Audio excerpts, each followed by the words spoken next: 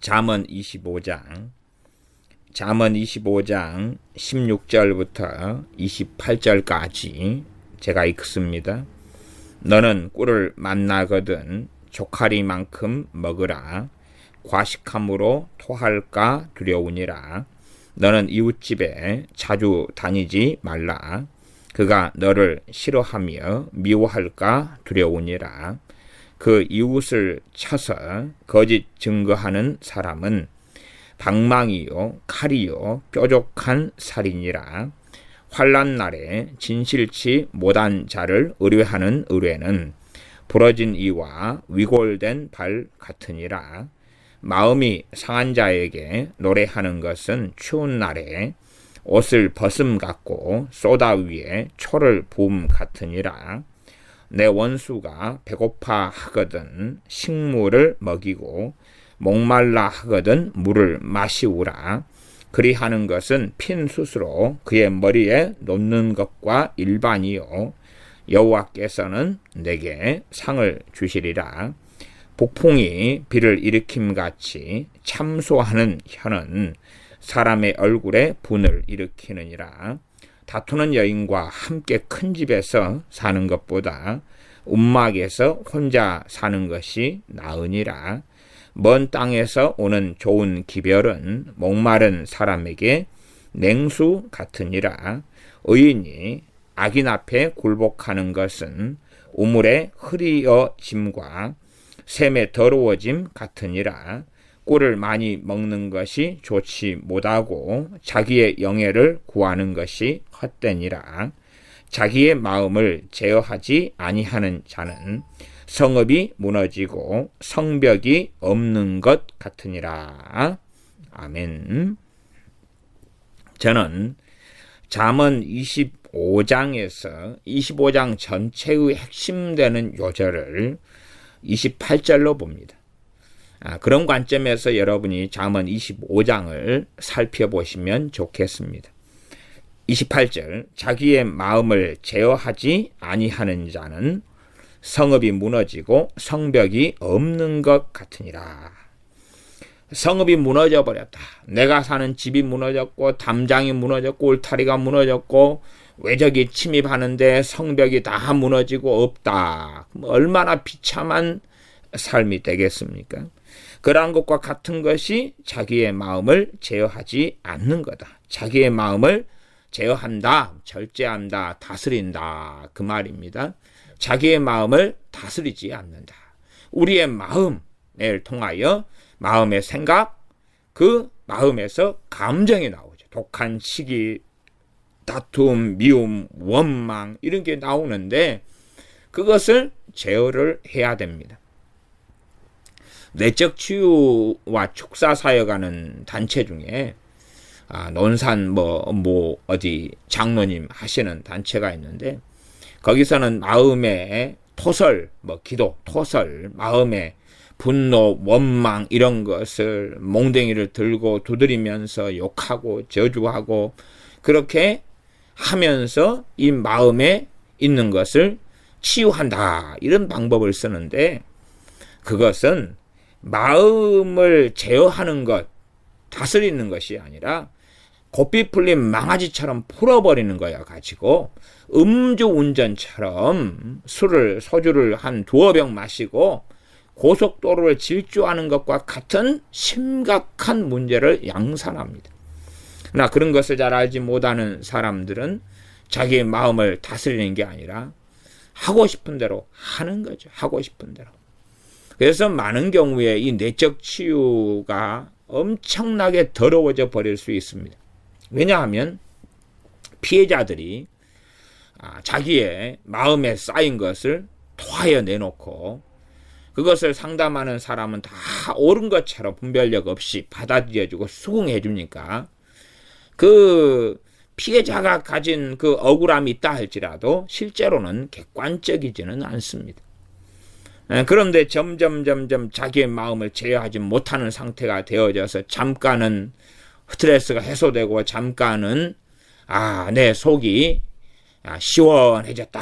그래서 치유된 것처럼 느낄지 몰라도 몇 주 지나고 몇 달 지나고 나면 제자리에 있는 것을 대부분은 유감스럽게 보게 될 것입니다. 마음을 제어하는 것, 다스리는 것, 그렇게 하지 아니하는 자, 그렇게 해야 된다, 그 말씀이죠. 16절로 가면 너는 꿀을 만나거든 조카리만큼 먹으라. 과식함으로 토할까 두려우니라. 꿀을 만났어요. 지금 시대가 아니라 과거의 시대에 길을 가다가 너무나 간식거리가 없는 시대에 석청을 만났어요. 그러면 얼마나 좋아요. 그걸 집까지 가져가면 집에는 대식구가 살고 있어서 코에 붙일 수도 없어요. 그러니 내가 원만큼 먹는데 와, 배가 터질 만큼 먹을 수 있다, 그 말이에요. 그렇게도 먹어버릴 수 있어요. 우리가 고기를 먹다 보면 절제하지 못하고 먹을 때가 있어요.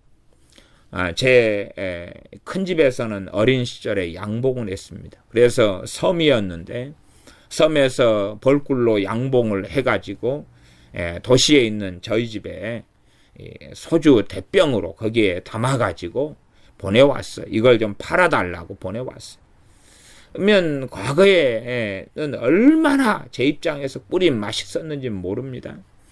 그래서 다락에 꿀병을 몇 병을 놔둔 상태에서 이제 이웃에게나 팔아요. 팔아서 큰 집에 그 돈을 보내주고 그랬습니다. 근데 다락에 그 꿀을 보고 제가 손가락으로 한 입을 찍어 먹어요. 근데 너무나 기가 막히게 맛있어요. 지금은 왜 그리 꿀이 맛이 없는지 몰라요. 근데 그때는 좀 더 오리지널에 가깝습니다. 너무나 맛있어요. 그래서 조금만 한 숟가락만 부어서 먹어야지. 그래서 한 숟가락 해서 한 입에 넣으면 너무나 맛있어요. 나중에는 병 목까지만 먹어야지. 그러다가 점점 내려가다가 이제는 들켰다. 이제는 맞는 수밖에 없다.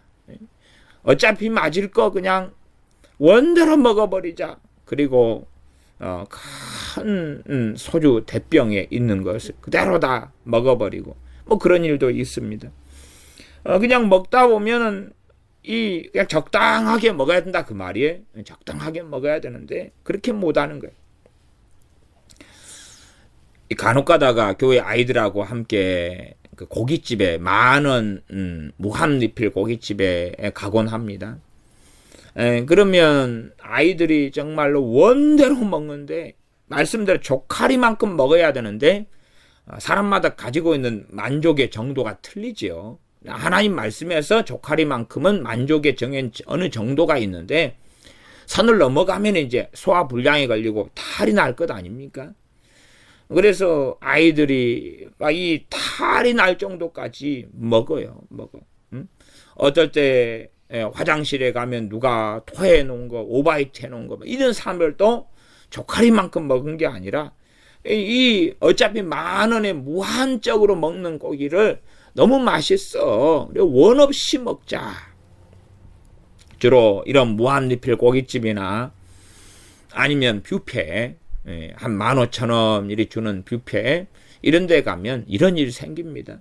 왜 그러냐 하면 먹을 것이 맛있는 게 너무 많거든요. 너무 많아요. 다시 말하면 절제하라, 그 말. 절제하라. 다스려라. 그것입니다. 꿀에 대한 것은 27절도 나왔는데 꿀을 많이 먹는 것이 좋지 못하고, 왜 좋지 못하냐 그러면 절제 없이 너무 맛있으니까 점점점 먹게 됩니다. 아마 지금처럼 군것질거리, 간식거리가 많은 시대에는 잘 이해하지 못할 수 있겠습니다. 그러면 호텔 뷔페 같은 데 가서 먹어보면 이 꿀에 대한 것이 그것에 대한 이야기구나 하고 알 수가 있습니다. 저는 이 꿀에 대한 것이 제 20살 이럴 때는 초코파이였습니다. 군대에 있을 때도 초코파이였어요. 초코파이를 정말 형편이 돼서 원 없이 먹을 때가 되면 앉아서 한 상계 12개짜리를 3박스도 먹고 그랬습니다. 36개. 지금은 초코파이를 저는 한 2개 정도 먹으면 물립니다. 이게 똑같은 과거나 지금의 전화 같은 점인데 지금은 얼마나 먹을 게 많고 간식거리가 많고 초코파이보다 입맛에 맞는 것도 많아요.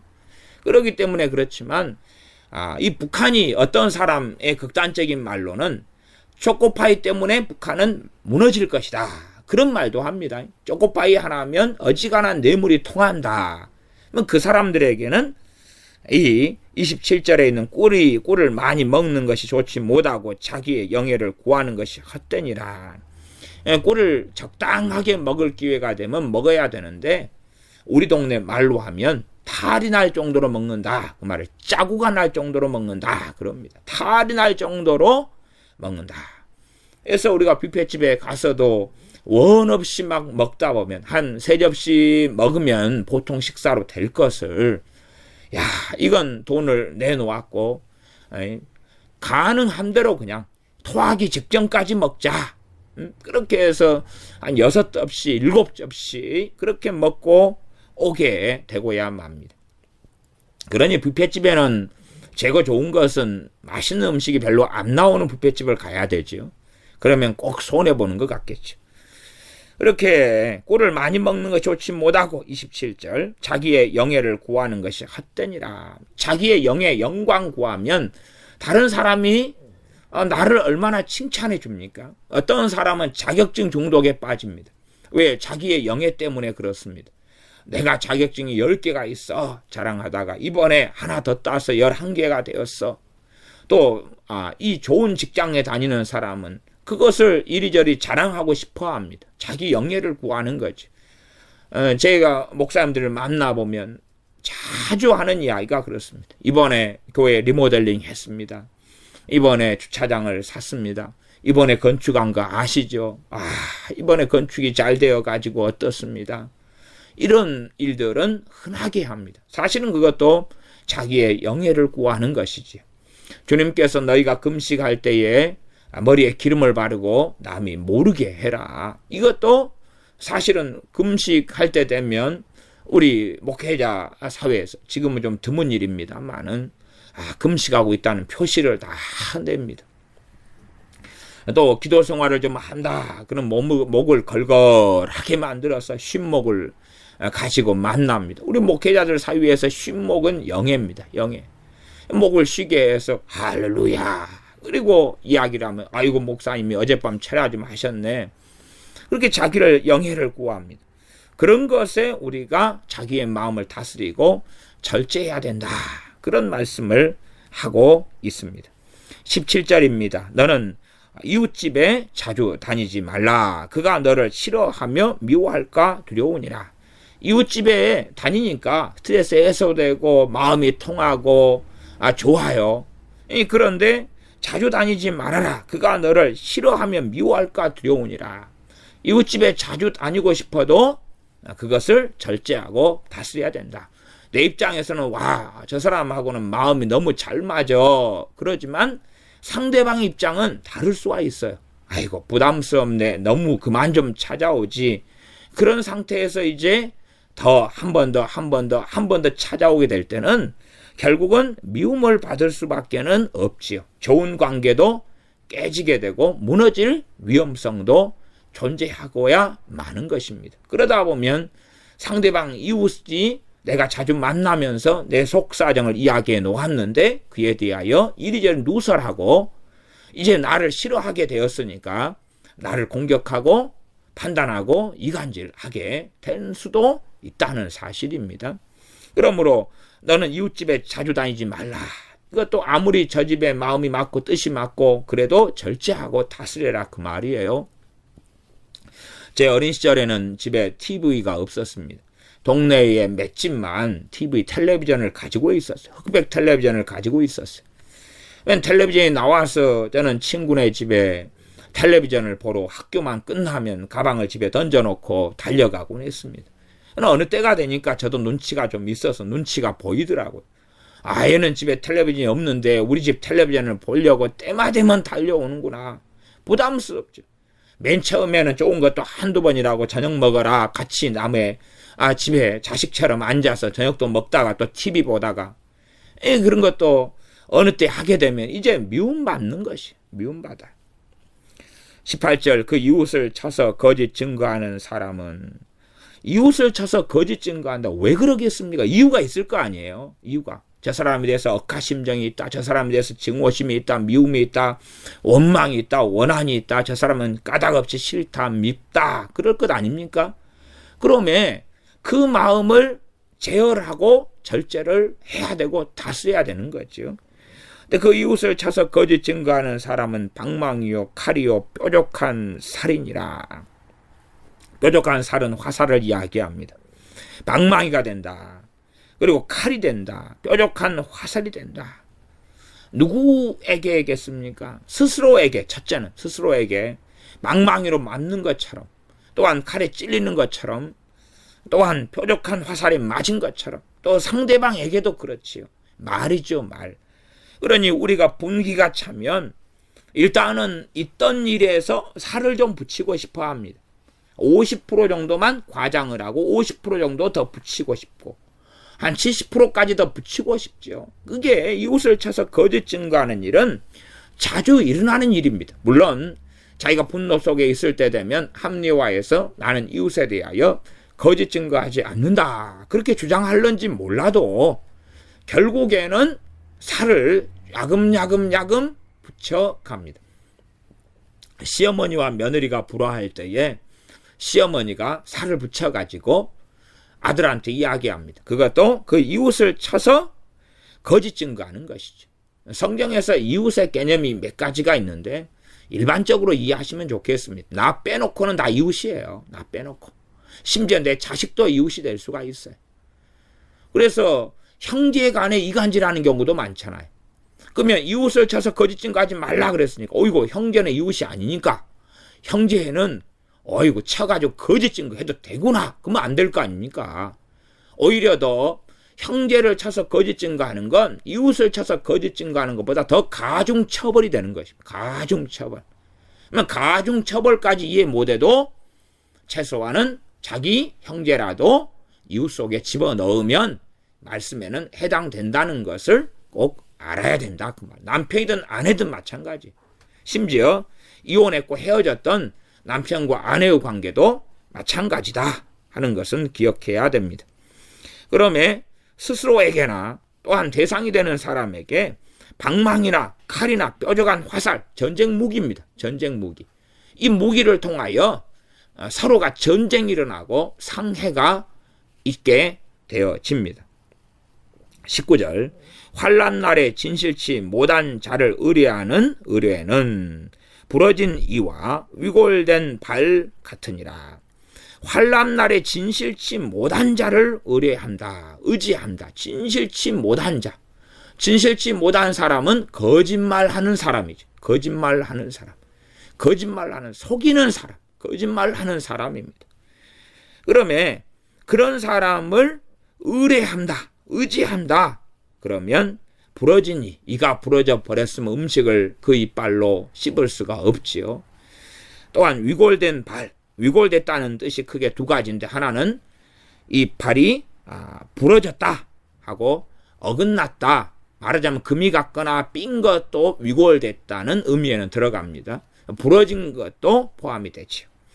그러면 다리가 부러졌다. 그러면 부러진 발이다면 그 발로는 제대로 걸을 수가 없습니다. 환난 날이 되면 우리의 믿음을 통하여 우리가 환난을 잘 딛고 일어나면 좋습니다만은 환난 날에는 어떤 사람들의 도움을 받아야 될 때가 있습니다. 그러나 진실치 못한 사람을 진실한 사람으로 착각하는 가운데 그 도움을 받으려고 한다면 이것은 부러진 이와 위골된 발처럼 아무런 결과도 아무런 실적도 없고 그러면 환난은 더 위중해질 수 있고 더 심각해질 수 있고 더 큰 고통 가운데 빠지고 들어갈 수 있습니다. 20절 마음이 상한 자에게 노래하는 것은 추운 날에 옷을 벗음 같고 쏘다 위에 초를 부음 같으니라. 마음이 상한 자에게 노래한다. 내가 좋은 일이 있습니다. 단지 노래를 부르는 것만을 이야기하는 건 아닐 겁니다. 내가 좋은 일이 있어요. 근데 저 사람은 마음이 상한 일이 있어요. 그러나 내가 좋은 일이 있으니까 그것만 막 되새기다 보면 이 좋은 일을 이야기하고 싶은 거예요. 자랑하고 싶은 거예요. 떠벌리고 싶은 거예요. 그러지 않겠습니까? 저 사람 사정은 신경 쓰지 않은 채에 내게 있는 기쁨이 되는 것, 좋은 일, 이런 것을 막 이야기하고 싶어요. 그런 들뜬 마음이 있을 때가 있지 않습니까? 내가 정말 좋아하는 어떤 옷을 샀다거나, 내 자식이 좋은 직장과 대학에 들어갔다거나, 정말로 올해 이번에 이 적금을 탔는데 큰 돈의 액수를 탔다거나, 이 좋은 일이 있을 거 아니에요. 승진됐다거나 이런 좋은 일이 있을 때 막 누군가 이야기하고 싶어요. 근데 문제는 그 사람이 마음이 상했다 그 말이. 그 사람이 힘든 일이 있다는 거예요. 그 사람이 고통 중에 있다는 거예요. 근데 그런 사람한테 그것을 막 자랑하고 이야기하고, 그것이 노래하는 것이. 그 마음을 다스리지 못하고 제어하지 못하는 거죠. 그러면 추운 날에 옷을 벗음 같다. 추운 날에 옷 벗는 일과 같다. 그러면 누구에게 그러겠습니까? 저는 양자라고 생각합니다. 양자. 상대방 마음이 상한 내게 저 사람이 자기는 좋은 일이 있다고 막 자랑하고 이야기하면 그 사람이 추운 한겨울에 옷을 벗으니 얼마나 춥습니까? 고통스럽고.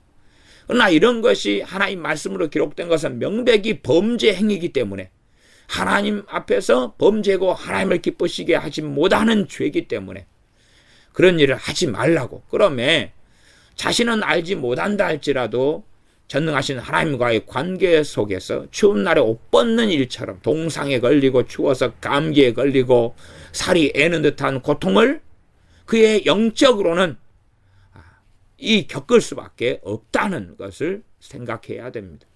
물론 하나님과 관계에서 당장은 표시가 안 날 수 있다 그 말이. 안 날 수 있다.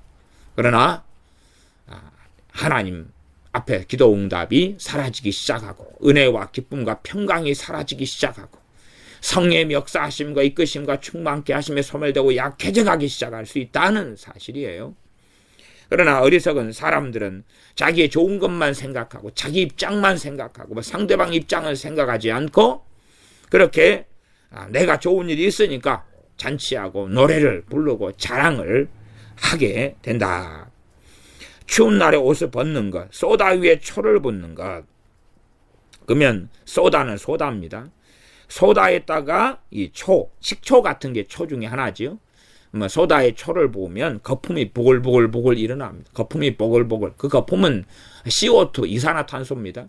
화학을 좀 해보면 이 소다가 질산칼륨입니다. 근데 그 질산칼륨에다가 이 초는 산이지요. 이걸 갖다 집어넣으니까 화학 반응이 일어나서 CO2가 일어납니다.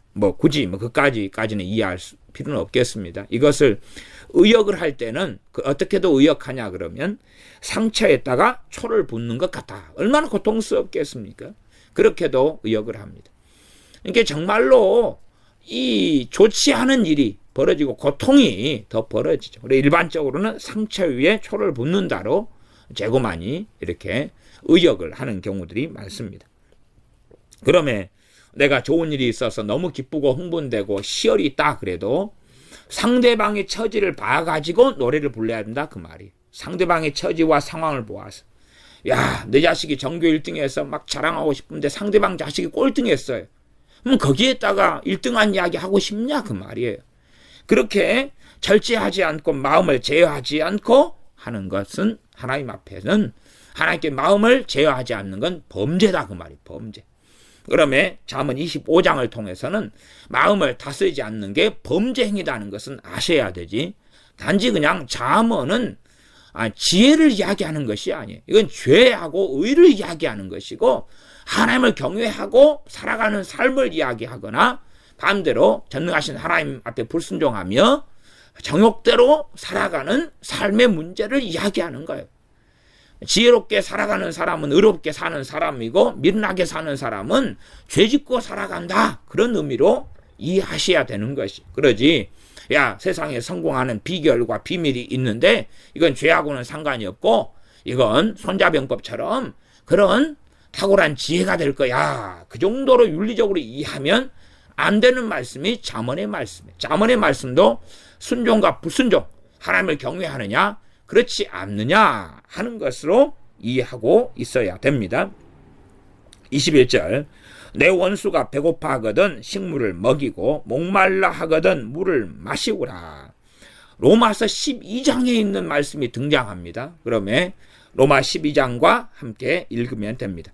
로마서 12장 마지막 절에는 선으로 악을 이기라 그렇게 말씀이 되어져 있고, 이 말씀이 거의 그대로 로마서의 12장에 인용되어져 있습니다. 그리고 여기에 좀 더 이 잠언 25장에 좀 더 있는 부분은 22절 하반절은 좀 더 있는 부분입니다. 22절 읽어보면 그리 하는 것은 핀 숯으로 그의 머리에 놓는 것과 일반이요 여호와께서는 내게 상을 주시리라. 상을 주신다. 그러면 로마서 12장에는 원수 갚는 것이 주께 있으니 주께서 갚으시리라 그 말씀이 있고, 지금 여기에서는 여호와께서 너에게 상을 주시리라 이 말씀이 있습니다. 다소는 차이가 있죠. 그렇지만 다 하나님의 말씀이고, 로마서 12장을 볼 때에 잠언을 읽고 아는 사람들은 하나님께서 잠언에 하신 말씀을 사도 바울을 통해서 중요하기 때문에 그리스도인의 삶 가운데 정말로 이 원수에 대해서 어떻게 내가 하느냐 하는 것이 하나님 보실 때 정말로 중요한 것이구나. 그러니 로마서 12장에 다시 나와 있으면서 좀 더 추가할 부분은 추가했고 뺄 부분은 뺐구나. 그러니 로마서 12장과 잠언 25장에 있는 말씀은 같은 말씀이자 다른 말씀, 서로 보완적인 말씀이 되구나까지 이해하시면 좋겠습니다. 다시 25장 21절로 가면 너 원수가 배고파하거든. 이제 내 원수인데 원수를 보면 얼마나 꼴보기 싫고 밉겠습니까? 근데 그 원수가 배고파한다. 그러면 일반적으로는 아이고 고소하다. 너가 나한테 그렇게 못되게 해놓고 배부르기를 원했냐? 시험구 잘 됐다. 그렇게 할 거다 그 말이에요. 그러나 그런 마음을, 그런 것은 우리가 육체를 가지고 있으니 다 육체의 본성이 있습니다. 다 그 육체의 정욕은 다 그 마음이 있어요. 저 사람이 나를 해롭게 했으면 저 사람이 잘 되는 것보다 잘 못되기를 바라는 게 이 육체의 정욕과 악한 죄된 정욕은 그러합니다. 그러나 그런 마음을 다스려서 하나님의 말씀, 하나님 앞에 의로운 삶으로 돌아가야 하는 것이, 어떤 내 원수가 병들하고 아파하면 야 시험구 잘 됐다, 시원하다, 그런 게 아니라 하나님 저 사람의 질병을 고쳐주시고 치유하여 주시옵소서 라고 마음을 바꾸고 마음을 다스려야 한다는 사실이에요. 그래서 제가 25장 28절에 자기의 마음을 제어하지 아니하는 자, 다스리는 것, 자기의 마음을 다스리는 사람이 25장의 핵심으로 이렇게 보는 것입니다. 25장으로 좀 더 가서 25장 1절부터 전체 7절까지, 2절부터 7절까지는 이제 왕이신 우리 주 예수 그리스도에 대한 것으로 제가 말씀 해석하고 나누었습니다. 그러면 25장 6절로 가면 왕 앞에서 스스로 높은 체하지 말며 대인의 자리에 서지 말라. 스스로 막 높은 체하고 자긍하고 자랑하고 드러내고 좋은 자리에 갖고 잔치에 상석에 앉고 싶겠죠. 이게 우리의 정욕이고 본성이에요. 다 그런 본성이 있습니다. 그러나 그것을 뭐 해야 됩니까? 다스려야 된다. 다스려야 돼요. 무엇으로요? 하나님 말씀으로. 청년이 무엇으로 그 행실을 이 죄를 안 짓고 행실을 삼가리까? 주의 말씀을 따라 행실을 삼갈 것이다 하는 시편 119편의 말씀처럼 이 하나님의 말씀에 따라서 우리의 마음을 제어하고 다스려야 되는 것입니다. 25장 8절도 가면 너는 서둘러 나가서 다투지 말라. 마음을 다스리지 않으면 막 급박하고 서둘러서 뛰쳐나가가지고 어떤 잘못된 일, 또 막 성질나고 분노가 나니까 8절 이웃과 다툴 때 변론만 하고 그 사건 그 일만 가지고 말하지 아니하고 은밀한 비밀까지도 누설해버리는 그러한 마음을 다스리지 못하는 일이 벌어지면 그 사람은 성읍이 무너지고 성벽이 없는 것 같다. 다시 말하면 외적이 침입해버리고 도적이 침입하고 그리고 추운 겨울에 밖에 나앉게 되는 비참한 일 등이 벌어지게 되는 것입니다. 그게 이 땅의 삶이든 또한 하나님과 관계 속에서 영적으로 벌어지는 일이든 원수 마귀의 심각한 공격이 들어올 수도 있다 그 말이에요. 그러면 자기 마음을 다스리고 제어해야 하는 것입니다. 11절 경우에 합당한 말은 경우에 합당한 말을 하려면 자기 마음을 제어하고 다스리고 주님께 초점을 맞추고 그럴 때에 성령을 통하여 하나님의 지혜로운 말, 애언의 말, 너희는 하나씩 애언할 수 있느니라. 그런 말씀이 마음에서 입술에서 나오는 주님의 통로가 될 수 있는 것입니다. 그러지 마음이 다스려지지 않고 제어되지 않는 상태에서 경우에 합당한 말은 나올 수가 없는 거예요. 주님 안에 평안한 상태, 주님을 의존하고 의지하고 있는 상태, 주님을 신뢰하고 있는 상태, 거기에서 성령의 역사하심을 따라 경우에 합당한 말을 할 수 있는 겁니다. 슬기로운 자의 책망은 이것도 이 슬기로운 자, 어떤 마음을 다스리지 않는 자가 슬기로운 자로 살 수 없습니다. 또한 마음을 다스리지 않는 자는 어리석은 자의 책망이 튀어나올 수밖에 없는 거지 슬기로운 자의 책망이 나올 수는 없습니다. 그 다음에 청종하는 귀, 청종하는 사람도 마찬가지입니다.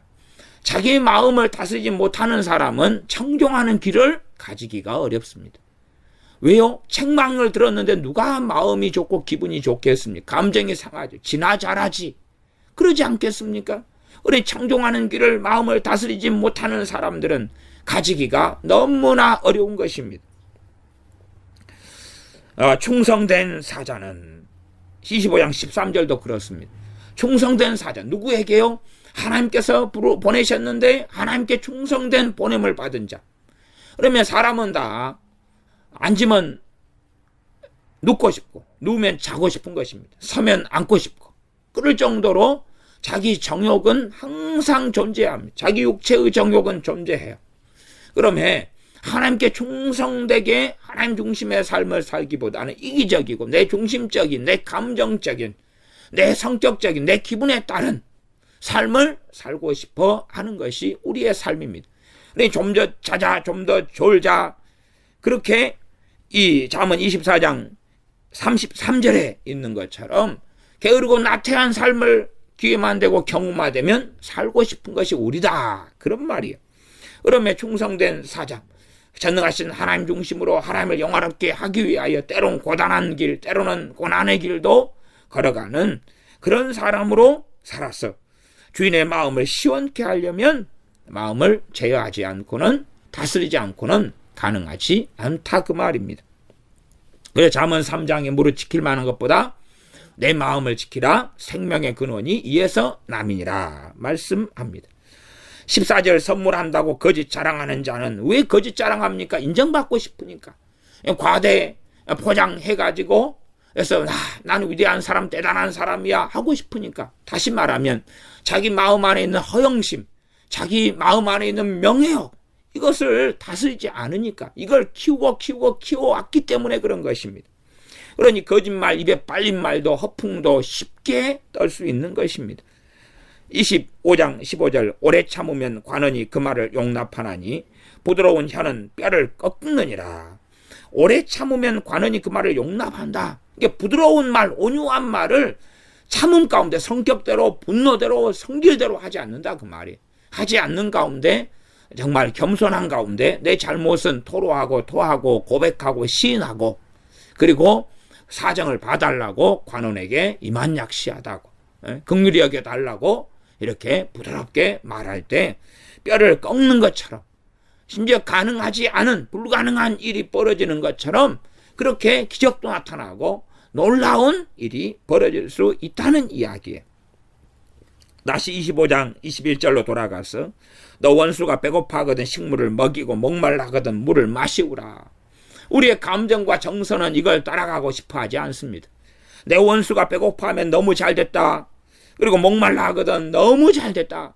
우리 집에서는 나는 물을 줄 수가 없다. 나는 음식을 줄 수가 없다. 그럴 거다 그 말. 그러나 하나님 보실 때에 원수가 배고파하거든 내가 복을 받을 기회가 되는 것입니다.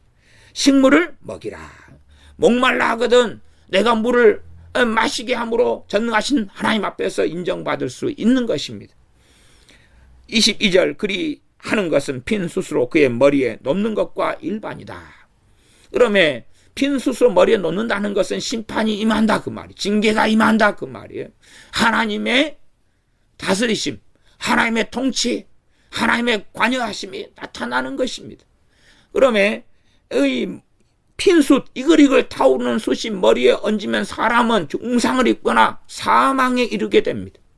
그러면 원수에 대하여서 내가 이 먹을 것을 주고 또 마실 것을 주면서 그러면서 그 원수에 대해서 정말로 하나님 앞에서 극악한 원수라면 하나님의 진노와 심판이 임하게 되고 그 전에는 하나님께서 징계하셔서 그가 돌이키도록 기회를 준다 그 말입니다. 그러나 전능하신 하나님께서 관여하시지 않게 만들어버린 어리석은 일은 뭐냐 하면 우리가 원수에 대하여 그대로 미워하고 증오하고 우리의 감정대로 혈기대로 분노대로 원망대로 원함대로 살아갈 때에 나하고 원수 사이에 하나님께서 관여하시지 않고 원수 마귀만 끼어들어서 양자간에 비참할 수밖에 없는 일이 벌어지고야 마는 것입니다.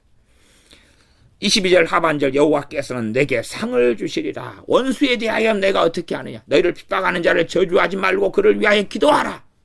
내가 원수에 대하여 핍박하는 자에 대하여 어떻게 행하느냐가 전능하신 하나님 여호와께서 상을 주신다. 주시는 일을 좌우하게 되는 것입니다. 그러므로 원수에 대하여 우리가 먹을 걸 주고 마실 걸 주고 그를 돌보아 주고 그를 케어해 주고 그를 세워주고 그를 격려해 주고 그를 위해 주고 그러는 것이 얼마나 하나님 앞에 의롭고 올바른 것이고 하나님이 기뻐하시는 것인가를 알 수가 있습니다. 23절 북풍이 비를 일으킴 같이 참소하는 혀는 사람의 얼굴에 분을 일으키느니라. 참소하는 혀다.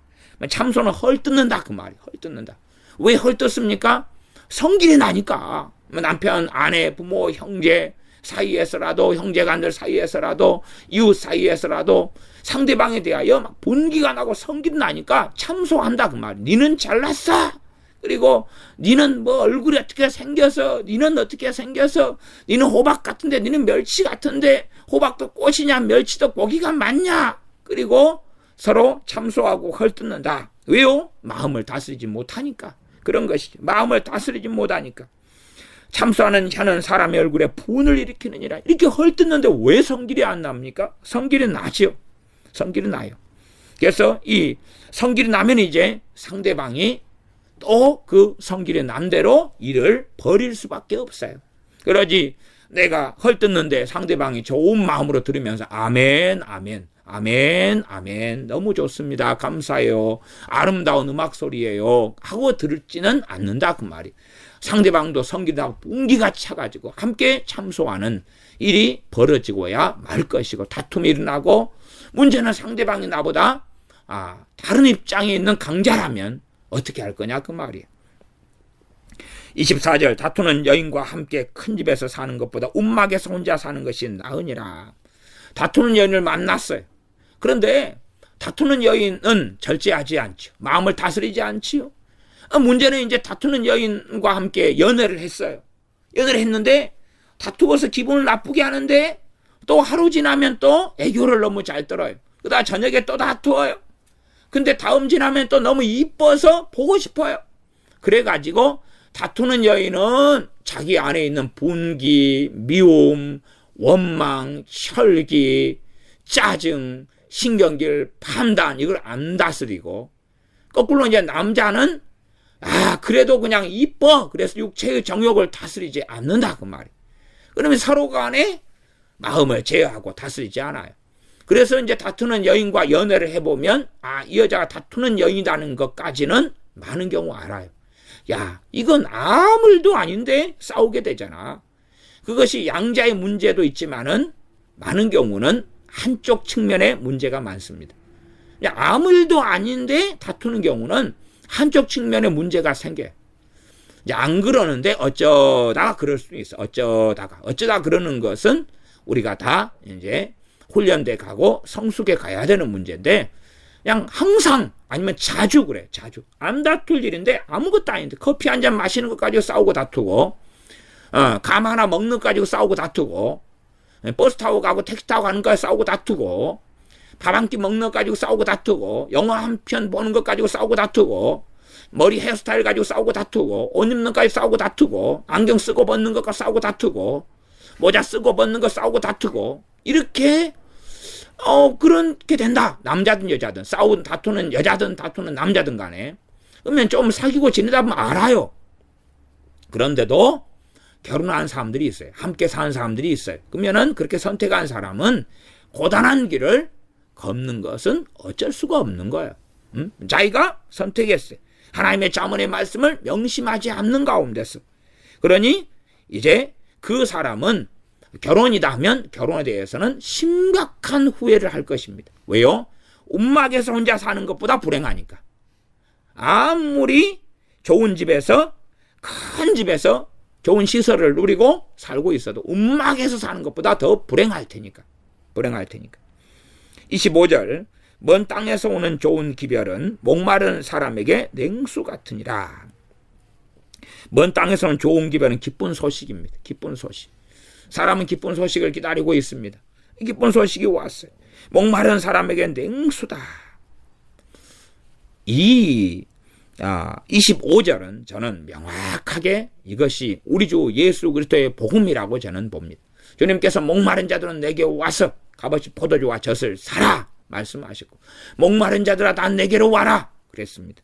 그러니 목마른 사람에게 생수의 샘이 되시는 분은 성령님이시고, 나를 믿는 자에는 그 배에서 생수의 강이 흘러나리라 말씀하셨고, 먼 땅에서 오는 좋은 기별 복음을 기다리는 사마리 여인이 메시아를 기다리고 있다가 오신 메시아를 만나서 구원을 얻고 그 감격과 기쁨 속에 들어갔던 것처럼, 참으로 기쁜 소식, 좋은 기별은 복음, 기쁜 소식인데 그 소식을 기다리는 사람이 바로 목마른 사람이고, 그런 사람이 주님을 만나고 은혜를 받습니다.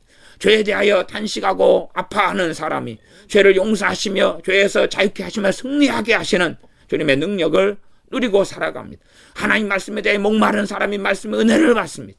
기도에 대해 목마른 사람이 기도의 은혜가 임합니다. 주님에 대해 목마른 사람이 주님에게서 마시고 기쁨을 얻습니다. 성령의 능력에 대해 충만에 대하여 목마른 사람이 성령 충만을 받습니다. 내가 무능하기 때문에 주님의 능력을 덧입고자 하는 사람이 주님의 능력을 덧입게 됩니다. 26절입니다. 의인이 악인 앞에 굴복하는 것은 우물의 흐리어짐과 샘의 더러워짐 같으니라. 우물이 흐리어진다. 그 말은 우물이 그냥 꾸중꾸려지고 더러워지는 것과 마찬가지입니다. 예. 그렇게 되거나 샘이 더러워진다. 누가요? 의인이 악인 앞에 굴복하는 것이. 어떨 때는 악인이 의인보다 힘이 셀 때가 있고 권력이 있을 때가 있고 승승장구할 때가 있습니다. 그래서 어쩔 수 없이 의인이 악인에게 끌려다니고 굴복되는 삶을 사는 경우도 있습니다. 그럴 때는 샘이 더러워져 버리면 어쩝니까? 그 물을 계속 어떻게 마십니까? 흙탕물이 되어져 버리는데, 내 생활에 샘은 너무 중요한 것인데 그 샘이 더러워지고 망쳐져 버리면 얼마나 탄식합니까? 어느 동네에 우물이 있었는데 너무 어떤 사람이 누구하고 싸우다가 성질이 나가지고 과거에 자기 화장실에 가서 그 똥을 갖다가 한 달 아이를 퍼다가 우물에다 부어버렸답니다. 왜? 그 저 집 사람이 아침마다 우물물을 길어다가 목욕하는 걸 좋아하는 줄 알고, 결국은 나도 좀 못 마시겠지만 뭐 그 사람이 좀 똑똑하면 자기 집에 그냥 일주일치 물은 퍼놨겠죠. 근데 똥을 퍼다가 한밤중에 우물에다 그냥 부어버린 거예요. 그래서 그게 우물이 흐려지고 더러워진 거죠. 샘이 그렇고. 근데 샘은 좀 나아요. 샘은 치우기가 좋아요. 흙탕물이 막 될 수 있잖아요. 샘을 물을 많이 길어내다 보면. 우물과 샘을 갖거나 좀 다를 수도 있습니다. 어쨌든 이 우물이 이제 똥물을 갖다가 막 부어놔가지고 그래서 더러워졌어. 뭐 어떻게 하겠어요? 똥덩어리가 둥둥 떠 있는데 그 물을 어떻게 마시고 먹겠어요? 그것이 의인이 악인 앞에 굴복하는 거다. 그러면 의인이 왜 굴복합니까? 의인도 믿음이 약해질 수가 있고 또한 영적인 침체에 빠질 수가 있는 것입니다. 그러므로 사실상 의인은 악인에게 굴복하지 않아야 되지. 악인에 굴복하지 않아야 됩니다. 단지 이 굴복하는 것도 한 몇 가지로 이야기할 수 있겠습니다. 진리를 포기하는 굴복은 심각한 것이고, 죄와 타협하는 굴복은 심각한 것이고, 다른 양상의 굴복도 있습니다. 말하자면 순교를 당하는, 그러한 핍박을 당하는 그러한 권력에 의한 남용으로 인한 그런 굴복도 존재할 것입니다. 사회적으로는 그것이 샘이 더러워지는 것처럼 그렇게 좋지 않은 비참한 일을 가져오고야 맙니다. 왜냐하면 그 사회나 그 국가를 전능하신 하나님께서는 축복하시지 않을 거기 때문에 그렇습니다. 마찬가지로 한 가정 안에 있는 의인이 악인에게 굴복돼 버리면 전능하신 하나님께서는 복음의 축복으로 그 집에, 그 집안에 역사하시지 않게 되는 그러한 이 우물이 더러워지는 일이 벌어지고야 말 것입니다. 그러면 이 악인들은 의인을 굴복시키려 하죠. 절제하고 다스리지 않는 가운데 그렇게 무절제하게 마음을 다스리지 않고 살아가는 사람이 걷는 길이 악인의 길이 됩니다. 그리고 악인은 자기의 분기와 자기의 정욕에 따라서 의인을 굴복시키려고 그래요. 우리가 회사에 가면 그런 일은 많지 않습니까?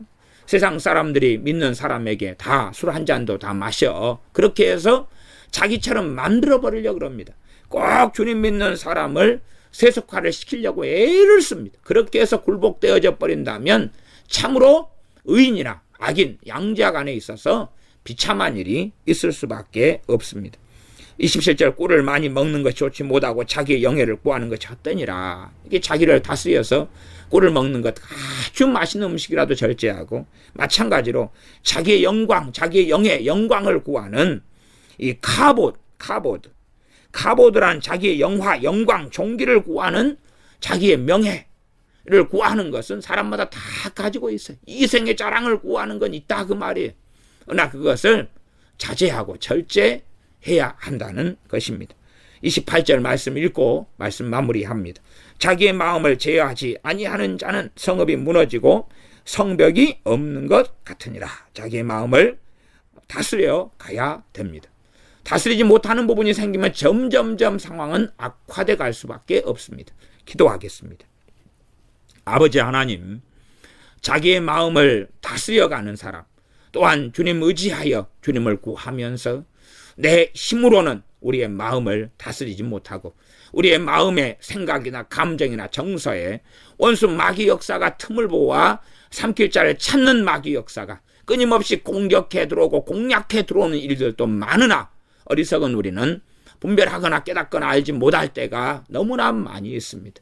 우리의 마음을 지키고 우리의 마음을 다스려 가는데 우리의 힘으로는 가능하지 않사온즉 주님 우리를 도와주시옵소서. 주님 우리를 도와주셔서 우리의 정욕을 다스리고 우리의 이성의 자랑, 육체의 정욕, 안목의 자랑을 다스려가고 그리하여서 우리의 마음을 제어하고 절제하고 다스려가는 가운데 죄악 가운데 빠지지 아니하고 전능하신 하나님의 마음을 시원케 하며 하나님을 기쁘시게 하는 자녀들이 우리가 되게 하여 주시옵소서. 우리 주 예수님의 이름으로 기도하옵나이다. 아멘.